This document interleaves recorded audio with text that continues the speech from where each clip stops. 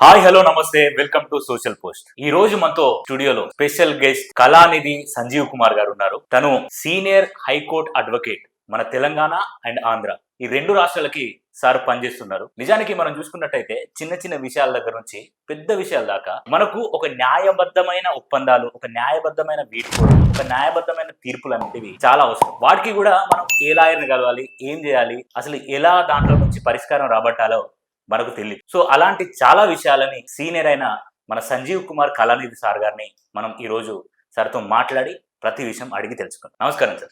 నమస్తే సార్ బాగున్నారా sir? Super sir, ఇప్పుడు చూసుకుంటే చాలా వరకు ఇల్లీగల్ గా భూమి అమ్మడం, ఇల్లీగల్ భూమి కొనుక్కోవడం జరుగుతూ ఉంటుంది సార్. ఒకవేళ మనం భూమి కొనుక్కున్న తర్వాత దాని మీద ఏమైనా కేసెస్ ఉంది, ఆ అమ్మిన బ్రోకర్ పై కానీ ఆ యజమానిపై కానీ ఎలాంటి లీగల్ యాక్షన్స్ తీసుకోవచ్చు? ఖచ్చితంగా వాళ్ళ మీద చర్యలు ఉంటాయి.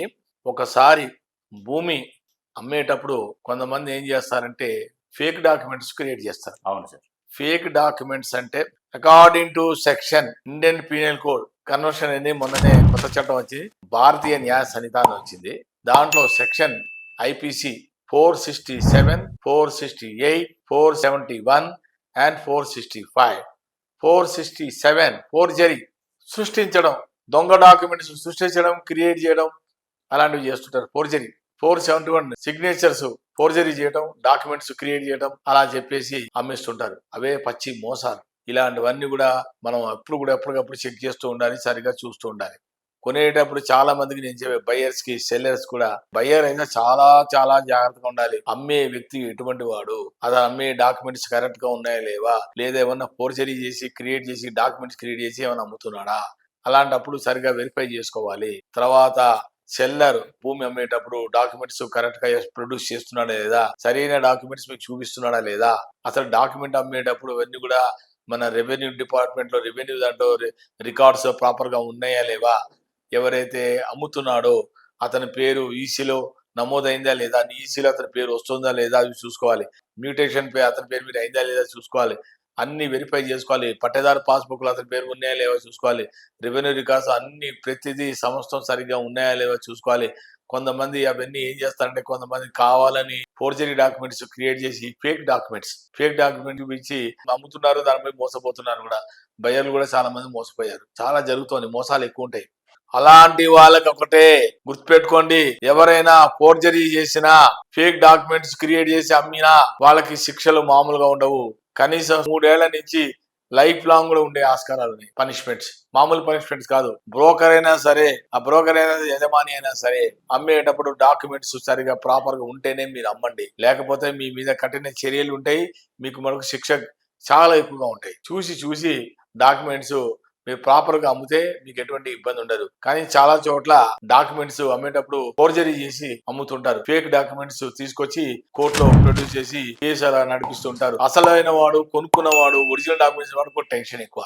ఏమైంది నా దగ్గర ఒరిజినల్ ఉంటే వీడేంటి ఎక్కడి నుంచి తీసుకొచ్చే డాక్యుమెంట్స్ అనే forgery documents, fake documents fabricate చేసి డాక్యుమెంట్స్ ని సృష్టించి అప్పటికప్పుడు డాక్యుమెంట్స్ కోర్టులో ప్రొడ్యూస్ చేస్తుంటారు. నాకు ఈ మధ్య ఒక కేసు వచ్చింది. ఆ కేసులో ఏంటంటే ఒక ఓనరు ప్రాపర్టీ 5 ఎకరాల 6 గుంటల భూమి ఒకరికి స్నేహితుడే, ఫ్రెండ్కే, అతను అర్జెంట్గా అతనికి డబ్బులు కావాల్సి వచ్చి 2 లక్షలు మార్టిగేజ్ పెట్టాడు. అతను మార్టిగేజ్ పెడితే అతను ఫ్రెండ్ అని నమ్మి ఇస్తే 5 ఎకరాల 6 గుంటలు వాడు ఏం చేశాడంటే డైరెక్ట్ గా అతను వేరే పార్టీ వాడికి అమ్మేశాడు. అది ఎంత నేరం, అది అంత మోసం. అది మోసం. వాడు అమ్మితే వాడు ఇంకోటికి అమ్మాడు. అసలు డాక్యుమెంట్స్ ఇతని దగ్గర ఉన్నాయి. తర్వాత తెలిసింది ఏంటంటే అతను ఏమైనా హైదరాబాద్ లో ఉంటాడు, ప్రాపర్టీ వచ్చి వేరే విలేజ్ లో ఉంది. ఎవరో వ్యక్తికి చెప్తే సార్ ఇలా మీ ప్రాపర్టీ వేరే వాడు ఇలా అమ్మేశాడు సార్ అని.